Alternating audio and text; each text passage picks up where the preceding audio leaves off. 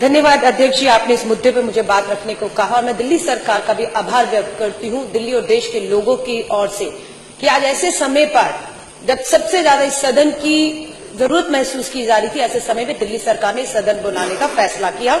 और आज जबान हमारी होगी, शब्द जो है हमारे होंगे, लेकिन जो दर्द है वो दिल्ली और देश के लोगों का होगा।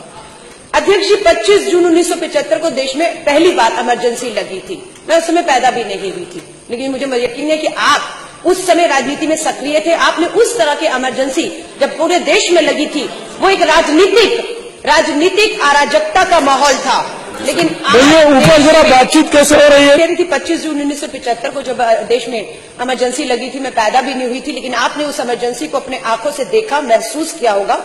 उस समय भी बहुत लोग थे जो उस समय जब इमरजेंसी लगी उसकी तारीफ कर रहे थे, उसे ठीक ठहरा रहे थे।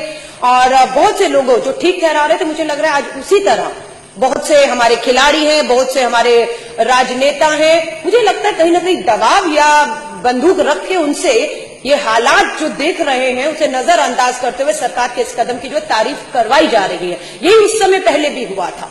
पूरा देश में अराजकता का माहौल उस समय राजनीतिक था, इस समय राजनीति के साथ आर्थिक भी है।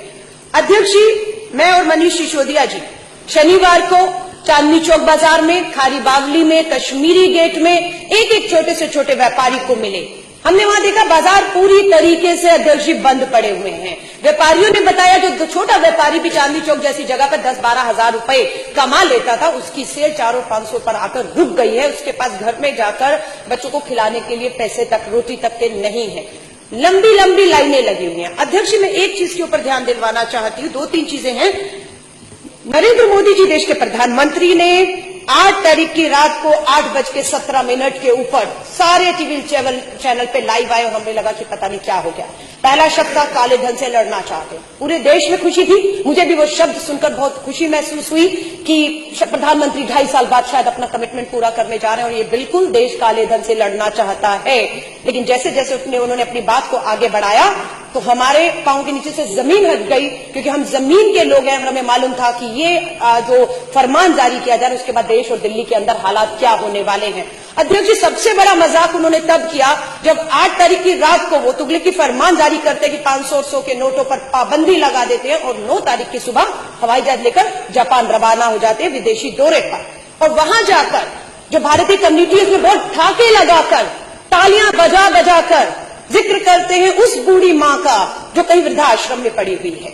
ये कहते हैं, मेरी बात हुई एक मां से जो पता नहीं कब बात होगी, बड़ी हैरानी की बात है, कौन से आश्रम की कौन सी मां से प्रधानमंत्री जी की बात हुई, जुमले गढ़ना इनसे सीखिए कोई। उन्होंने कहा वहां पर जापान की हमारी इंडियन कम्युनिटी के सामने कि मुझे एक मां ने बहुत आशीर्वाद दिया। उन्होंने कहा कि मेरे बेटा बहू मुझे वृद्धाश्रम में छोड़ गए थे, लेकिन अब मुझे उनको मेरी याद आ रही है और मेरे बैंक में 2.5 लाख रुपया जमा हो गया है। वो मां कहाँ है, कौन सा आश्रम है, कब बात हो गई प्रधानमंत्री जी से जिसका जिक्र वो जापान में जाकर कर रहे थे, ठाके लगा रहे थे। अध्यक्ष जी, वो मां मुझे मिल गई है, मैं बताना चाहती हूँ। और उस मां ने मुझे कहा, जिस मां की प्रधानमंत्री जी से बात हुई वही मां उसी हिसाब से मुझे भी बता रही है कि मोदी जी को जाकर कह दीजिए कि मुझे नहीं मालूम मेरा बैंक खाता वो कौन सा है, मुझे नहीं मालूम मेरे बेटे ने कब और कैसे 2.5 लाख डाला है। अगर आपकी जानकारी में है मोदी जी, तो जाइए मेरे बेटे को काला धन मेरे खाते में डालने के मामले में गिरफ्तार करिए, जेल में डालिए। और आशीर्वाद मैं आपको तब दूंगी जब वो मां ये कह रही है कि मैं अपनी 4 दिन से पासबुक लेकर बैंक के धक्के खा रही हूं, मैं अपनी पेंशन नहीं लगवा पा रही हूं, मैं दवा नहीं ले पा रही हूं, वो मां रो रही है। ये मोदी जी को मैं बताना चाहती हूं, ये वही मां है जिस मां ने आपको आशीर्वाद दिया था। अध्यक्ष जी, सबसे बड़ी बात, खाता नंबर मैं बता रही हूं ऑन रिकॉर्ड, 5545100034। ये किसका अकाउंट नंबर है अध्यक्ष जी? पश्चिम बंगाल के भाजपा के जो खाता है, पार्टी कार्यालय का खाता का नंबर बता रही हूं, दोबारा बता रही हूं, 5545100034। मैं क्यों इसका जिक्र कर रही हूं? अध्यक्ष जी, प्रधानमंत्री देश के कहते हैं ये जानकारी बहुत खुफिया रखी गई है, किसी को इसकी जानकारी नहीं दी गई है। 8 तारीख की रात को 8:37 में घोषणा करते हैं और उसी दिन सुबह 500 और 1000 के नोट भाजपा कार्यालय बैंक के खातों में जमा करा देता है सुबह सुबह। ये कोई पूछेगा कि 1 करोड़ रुपया जो भाजपा के खाते में सभी के सभी 100 और 500 के नोट जमा कराए गए, वो कैसे आए?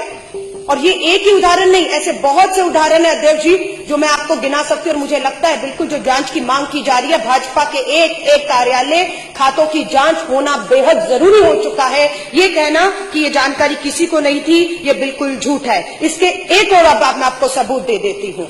अध्यक्ष जी, मैं पूछना चाहती हूँ, ये शख्स जो है संजीव कंबोज, ये कौन है? ये पंजाब का भाजपा का बहुत बड़ा नेता है। ये ट्वीट पर 2000 नोटों की गच्छी की तस्वीर डालते हैं। और कब डालते हैं? मोदी जी घोषणा करते हैं देश के प्रधानमंत्री 8 तारीख की रात को।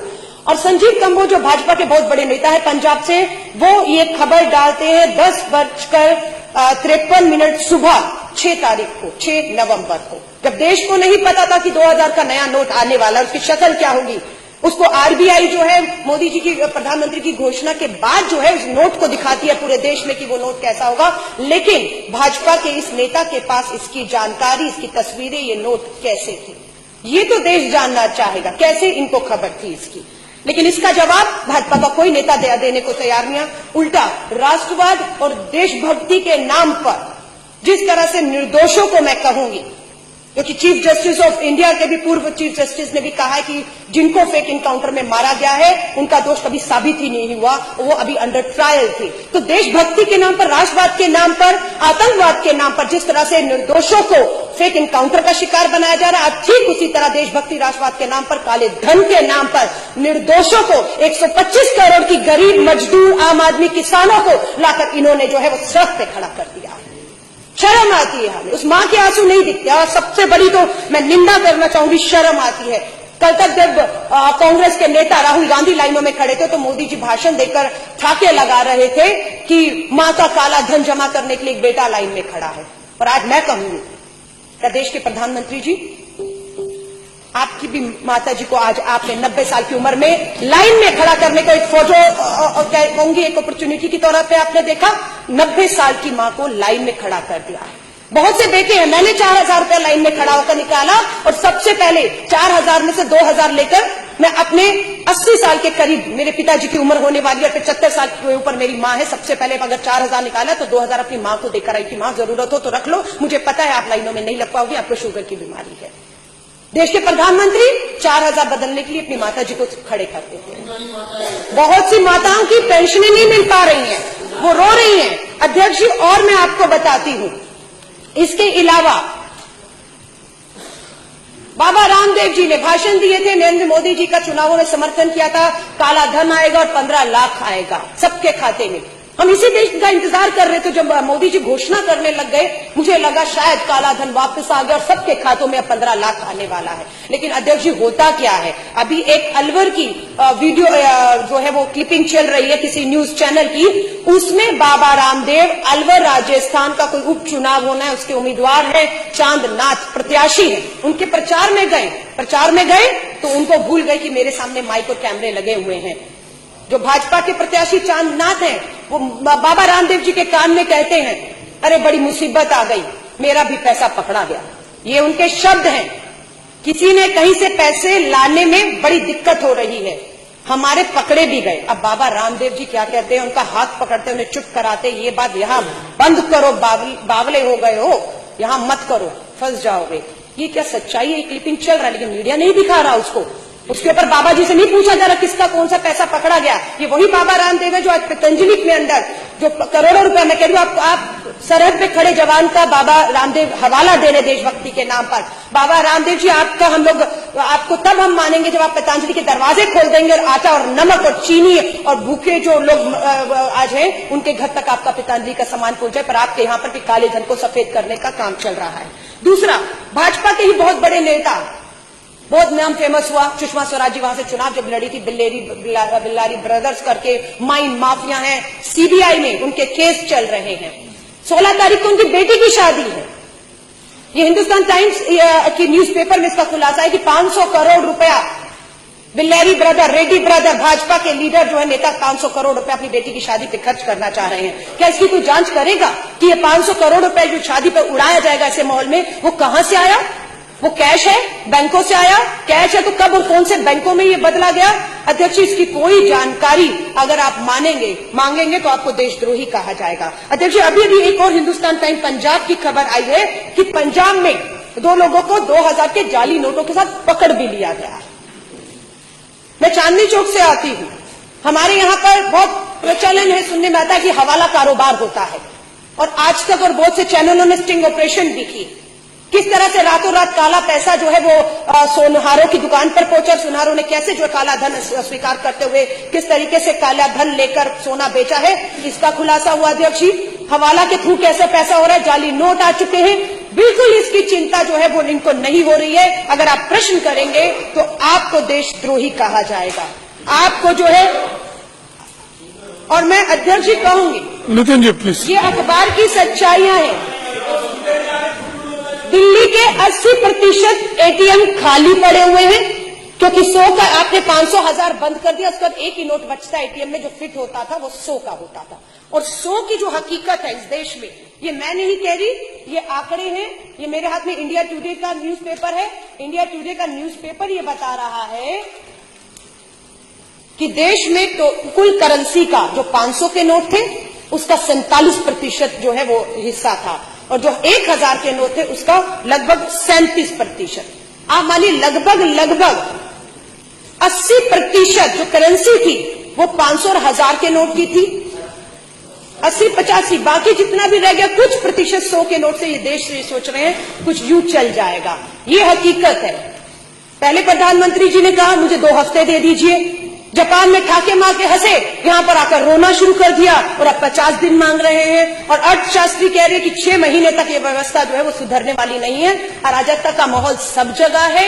अगर दिल्ली के मुख्यमंत्री उन्हें चेतावनी भी देते हैं कि संभल जाइए, इस देश के हालात बहुत बदतर होने वाले हैं, लेकिन वो कहते हैं कि आप हमें धमका रहे हैं, आप हमें धमका रहे हैं। आश्रय लेना चाह रहे कि कश्मीर में अगर स्टोन पेल्टिंग, अध्यक्ष जी, अगर बंद हो गया तो 500 के नोट बंद करने से हुआ है। तो मैं ये भी बता दूं, इस 500 के नोट के साथ स्टोन पेल्टिंग अगर पथराव वहां बंद हो चुका है, लेकिन खतरा पूरे देश में इसका पैदा हो चुका है। उसके उदाहरण है कि बहुत जगह लूटमार शुरू हो गई, कालेबाजारी शुरू हो गई है, नमक तक को लेकर खारी बाबली की दुकान को लूटा गया है। इन सबके लिए सरकार बिल्कुल भी तैयार नहीं है।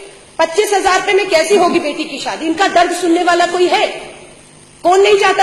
अध्यक्ष जी, एक मां मुझे मिली जिसका मैंने फेसबुक पे वीडियो भी डाला है, 10 लाख लोगों ने इसको शेयर किया है। वो मां ये कह रही है कि मैंने 50,000 रुपया 8 तारीख की सुबह अपनी बेटी की शादी के लिए उधार लिया था। वो 50,000 अब कागज रद्दी हो चुका है, कर्ज सिर पे खड़ा है जिससे लिया है। वो कहता है मुझे ये नोट वापस चाहिए।